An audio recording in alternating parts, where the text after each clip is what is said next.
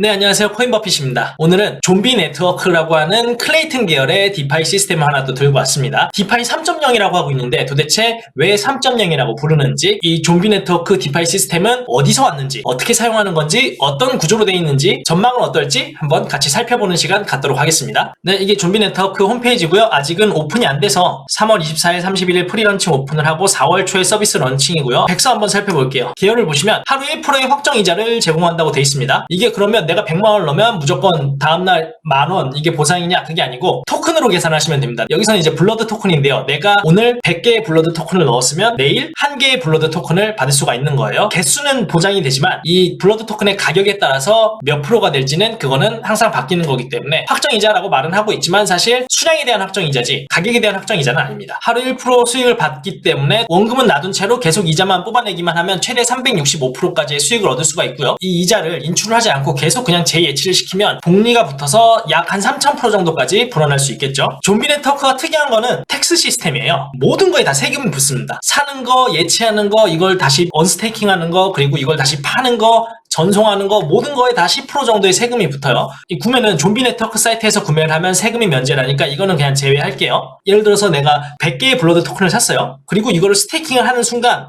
10%의 세금이 붙어서 나는 90개만 스테이킹을 하게 돼요. 그리고 90개에 대한 1%의 이자가 0.9개가 다음날 나오겠죠. 그럼 그 0.9개를 다시 여기다가 스테이킹을 하면 재예치에 대한 그 세금이 붙습니다. 그래서 0.9개에서 5%를 뺀 약 0.85 정도의 블러드 토큰이 다시 재예치가 될 거고요. 인출을 하게 되면 더 큰 세금이 붙어서 0.81개만 찾을 수 있게 되겠죠. 인출을 했는데 판매를 할 때 또 10%의 세금이 붙고요. 거의 모든 단계에 세금이 다 붙는다고 보면 됩니다. 그래서 이거의 효과는 사람들을 장기 투자하게 만드는 거죠. 그리고 장기 투자로 묶어둘 수 있는 두 번째 요인이 바로 추천인 보상 제도입니다. 이 보통의 추천인 보상 제도는 그냥 상위에 있는 추천인이 모든 수익을 다 가져가요. 근데 이 좀비 네트워크는 그게 불가능하게 만들었어요. 모든 추천인들을 다 팀으로 묶습니다. 그래서 맨 상위에 있는 포식자가 아래 추천인들한테 에어드랍을 해주지 않으면 인출을 하지 못하게 만들었어요. 자세하게 설명을 드릴게요. 보상금의 인출 조건이 이겁니다. 내가 아무리 그 추천인 중에 상위에 있어도 예치 수량, 재예치 수량, 에어드랍 수량보다 많아야지 인출이 가능합니다. 예를 들어서 제가 여기 있다고 해볼게요. 그리고 저의 추천인들이 이렇게 있다고 해보겠습니다. 근데 이 4번 추천인이 100 블러드 토큰을 새로 넣었어요. 그러면 저는 거기에 대한 5%인 5 블러드 토큰을 받을 수가 있습니다. 그리고 나서 4번이 또 다음날 100 블러드 토큰을 넣었어요. 그러면 그때는 이게 저한테 안 오고 저의 상위 추천자인 1번에게 5%의 블러드 토큰이 갑니다. 이게 15단계까지 가요. 그래서 또 이 4번이 다음날 또 100 블러드 토큰을 넣었다 그러면 이 1번의 상위 추천인에게 그 5%가 가는 거고요. 그리고 이 5%를 받는다고 하더라도 이거를 다시 아래 단계의 추천인들에게 보내지 않으면 인출을 하기가 힘들게 만들어놨어요. 추천인이 보상금을 인출을 하려고 하면 인출 수량보다 이것들이 더 많아야 돼요. 근데 내가 인출하기 위해서 예치 수량을 더 넣는다. 이건 좀 말이 안 되죠. 그러니까 결국에는 내 하위 추천인들로 인해서 받는 블러드 토큰을 인출을 하려면 내 계좌에 재예치를 하든가 아니면 제 하위 추천인들에게 다시 에어드랍을 해줘야 됩니다. 결국은 내 지갑을 뚱뚱하게 만드느냐 이 하위 추천인들의 지갑에 베풀어 주느냐 이 차이예요. 근데 이제 여러분들이 저를 이제 추천인으로 입력을 해주셨어요. 그래가지고 제가 많은 이 블러드 토큰을 받았습니다. 그래서 저는 제 배를 불리려고 다 제 걸로 다 EX를 해버리죠. 이러면 이제 여러분들이 이제 여기 와서 이제 댓글을 남기는 거죠. 이 코인버핏님 이거 어제 좀 많이 드셨더라고요. 그럼 저는 또 댓글을 남기는 거죠.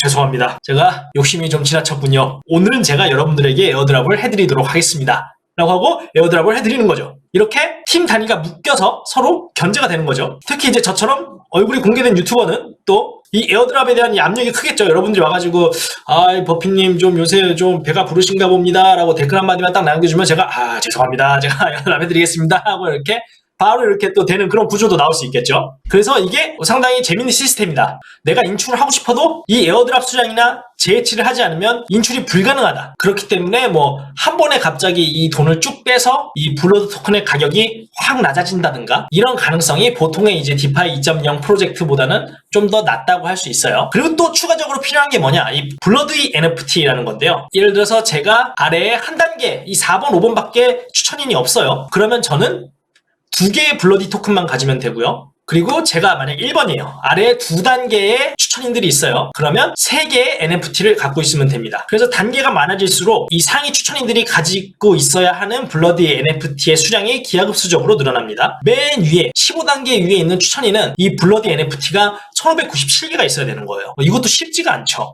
그리고 이 친구들은 그러면 돈이 어디서 나와서 이 이자를 줄 수 있냐? 결국엔 이 텍스 시스템과 고레세라는 게 또 있습니다. 블러드 토큰의 총 발행량 대비 누적 이자 수익이 뭐 1% 이상이면 5%, 10% 이상이면 50%의 세금을 떼버립니다. 이런 데서 1%의 확정 이자 수익을 줄 수가 있는 거죠. 네, 그래서 이게 요즘 제가 많이 소개드렸던 디파이 2.0 서비스들과 시스템이 많이 달라요. 그리고 요즘 디파이 2.0들이 유명한 것들을 좀 제외하고는 많이 힘을 못 쓰고 있는 상황이고 가격이 많이 하락하고 있는 상황이에요. 심지어 올림푸스 다오마저도 가격이 많이 이제 하락을 했습니다.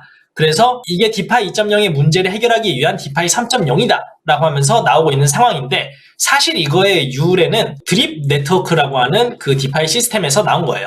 정확히는 2021년 4월쯤에 이게 출시가 된 거고요. 올림푸스 다오랑 비슷하게 출시가 됐습니다. 결국 이것도 디파이 1.0의 문제를 해결하기 위해서 나온 그런 시스템이에요.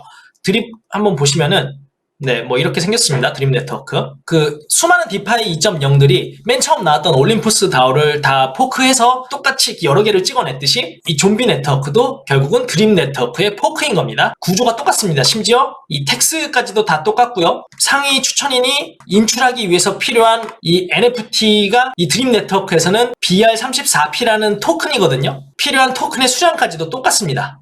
이 시스템을 그대로 차용한 거다라고 할 수가 있고요. 그래서 이게 사실 그 디파이 1.0의 문제를 해결하기 위해서 나왔던 거지만, 작년 하반기까지는 디파이 2.0이 훨씬 더 주목을 많이 받았어요. 왜냐면 이자 자체가 되게 더 자극적이죠. 디파이 2.0이 셀 수도 없는 숫자로 이자율을 막 때려버리고, 거기서는 하루에 막 10%도 막 가능한 때도 있었고, 이자를 더 자극적으로 줬기 때문에 상대적으로 드림 네트워크는 좀 더 관심이 덜 했었습니다. 근데 이제 작년 말부터 드립 토큰이 급격한 성장을 합니다. 한 이때부터 갑자기 막 소문을 타고 급격한 성장을 하기 시작하죠. 이때가 정점이었죠. 피크였죠. 1월달. 저는 이걸 보면서 이걸 들어가야 되나 싶으면서도 너무 올라가지고 차마 못 들어가고 있던 그런 때였어요. 그리고 거의 뭐 한 2달 동안 계속 또 곤두박질 치고 있습니다. 근데 초창기에 들어갔던 가격보다는 훨씬 더 높은 가격이에요. 이때부터 지금 계속 1%의 이자가 쌓여왔을 거고, 그리고 이때도 막 중간에 이제 이자를 재해치하지 않고 팔았더라면 훨씬 더 큰 수익을 얻었을 거고요. 그래서 초반에 여기 들어가신 분들 중에서 졸업을 하신 분들도 상당히 많다고 들었어요. 근데 이때 잘 될 때 막 남들 다 우르르 들어가니까 막 같이 따라가지고 이거 뭐야, 이거 대박인가 보다 하고 이렇게 들어갔다면 지금쯤 또 엄청 손해를 보고 있겠죠. 그래서 사실 이 앞의 미래는 아무도 모르는 거죠. 그리고 여기서 상위 추천인이 인출을 하려고 그러면 좀비 네트워크에서는 이 블러디 NFT가 있어야 된다고 했는데, 이 드립에서는 BR34P라는 토큰이 있어야 돼요. 그래서 이 블러디 NFT의 가격이 얼마 정도로 형성이 될까를 한번 예상해보면 BR34P의 가격을 보면 되겠죠. 보시면 결국 드립 토큰이랑 거의 가격이 비슷하게 갑니다. 이게 똑같은 일봉 차트거든요. 이 정도로 좁히고, 그리고 이쪽도 이 정도로 좁히고 보면 거의 뭐 크게 다르지 않게 비슷하게 가요. 특히 가장 피레침을 썼던 이 날과 이 날이 같아요. 거의 비슷하게 간다고 보시면 됩니다. 그러니까 사람들이 잘 될 때는 이 블러디 토큰을 엄청 사는 거죠. 그리고 이때는 처음에 가격이 더 떨어졌을 때, 이때는 이 사람들이 그렇게 많이 유입이 안 되는 시기라서 BR34P 토큰이 그렇게 필요하지가 않았을 거예요. 근데 사람들이 많이 몰리면서 추천인 사슬이 진짜 엄청 많이 생길 거 아니에요. 막 15개까지도 생길 거고, 진짜 많은 사람들은 막 엄청 생길 거고, 토큰 가격까지도 같이 이렇게 쭉 상승을 하는 거죠. 그리고 같이 지금은 또 빠지고 있다. 그래서 정리하자면 일단 기대되는 점은 이겁니다. 이 드립 네트워크의 시스템을 그대로 갖고 오는 거라서 어느 정도 검증이 되어 있습니다. 그래서 드립을 봤을 때 드립처럼만 가준다면 초기 시장을 선점할 필요가 무조건 있는 거죠. 그리고 클레이튼 체인의 화력이 또 무시할 수가 없죠. 예를 들어서 좀 다르긴 하지만 디파이 2.0 중에서 크로노스 다우나 네버랜드 같은 경우 초반 펌핑이 상당했거든요. 클레이튼 체인의 특유의 화력이라고 저는 생각을 하고 있습니다. 그리고 그러니까 장기 투자 유인이 기존의 디파이 2.0보다 강하다는 거죠. 찍먹을 하고 나가려면 내가 세금으로 뱉어내야 되는 그 돈이 많기 때문에 이 디파이 2.0보다는 좀 더 투자자들을 길게 묶어둘 수가 있다라는 거. 그리고 팀 시스템, 나 혼자만 배를 불리기가 힘든 구조가 될 수가 있습니다. 하지만 또 한계점이 있습니다. 조심해야 될 거죠. 러그풀을 조심하셔야 됩니다. 일단 좀비 네트워크가 KYC가 안 됐더라고요. 풍문으로는 어슈어 디파이 쪽에 KYC가 진행 예정이다, 심사 중이다 라고 하는데, 이건 누구도 확인할 수 없는 거니까요. 확실히 위험도가 높은 투자인 건 맞습니다. 저도 디파이 2.0 쪽에 러그풀 엄청 많이 당해봤어요. 여러분들도 반드시 조심하셔야 된다는 거. 그리고 결국엔 이제 블러드의 가격 하락이 제일 조심해야 되죠. 하락장을 웃으면서 버틸 수 있는 분들이 들어가야지 여기서 성공할 수가 있다. 그리고 가장 조심해야 되는 거는 구독, 좋아요, 알림 설정을 안 누르고 나가는 걸 진짜 가장 조심하셔야 됩니다, 여러분. 네, 그래서 제가 여기에 화이트리스트를 총 10장을 가져왔습니다. 제가 밑에다 구글 폼을 남겨 놓을 건데요. 그 구글 폼에다가 이 좀비 네트워크에 투자를 하고 싶으신 분들은 카이카스 지갑 주소와 함께 남겨주시면 제가 그분들 중에서 선정을 하도록 하겠습니다. 하지만 제가 다시 한번 말씀드리지만 이 투자는 굉장히 위험하고요. 굉장히 변동성이 큰 투자입니다.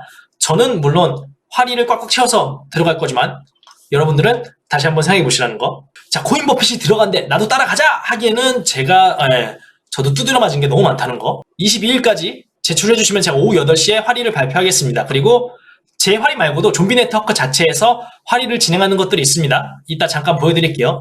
그런 게 이제 오후 8시고요. 그래서 이때 화리에 당첨이 되면 다음날부터 화리 대상 프리세일이 시작이 됩니다.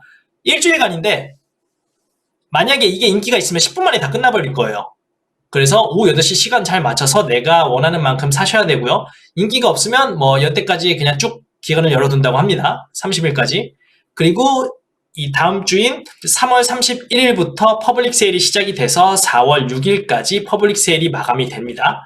그리고 런칭일은 아직 정확히 정해지지가 않았더라고요. 아마 4월 초가 될 것으로 예상을 하고 있습니다. 가격은 6클레이입니다.